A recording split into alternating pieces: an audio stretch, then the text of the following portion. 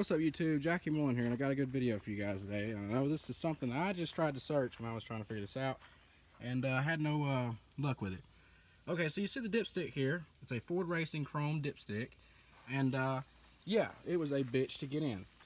So for those of you who are about to order that, I want to go ahead and just tell you, you're going to have to make your own tool. You're going to need a welder probably, unless you can come up with something different. I'm going to show you the kind of tool that we made that helped us get this in. I'm going to show you why this was such an issue. So if you look here, we have the old dipstick, and it's all mangled up. This right here was seized to the nut that holds it onto the screw that goes from the header into the head.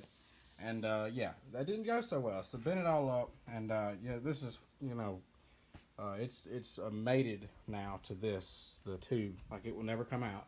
But if you guys notice right here, where this little indent comes up right here, on this, it's on the Ford Racing one, it literally gets bigger right here, and it's really a pain to get in. This just slides in and mates right there perfectly, and it just goes right in. But the Ford Racing one offers a better connection basically. So what you're going to have to do though to make that work is this. So here is a tool that my dad made.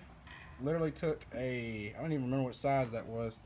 I want to say it was a 10mm. Well, my brother's looking around here and found the half other piece of the 10mm. It is a 10mm is what you're going to have to use. Open box in. What it does is it slides right over this little tube here. And see how it does that? And then it doesn't go over that little, you know, ring right there. So what you can do, hook a long extension up through it, or hook that up to it, send it all the way down your car, have somebody under the car hold it right there, and then you can hit the top of the other extension and it will knock it into place into the car. That is what we did. That's what worked, and it works. So I don't know how you guys could make something like this, but this is what it's going to have to look like. Use a small extension, weld it, which is what we did, to your 10mm, I believe.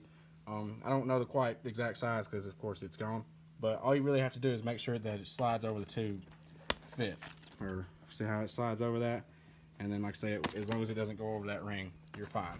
So anyway guys, I figured I'd make a video about that and try to help you guys out because I couldn't find anything anywhere on it. So yeah, that's what we did.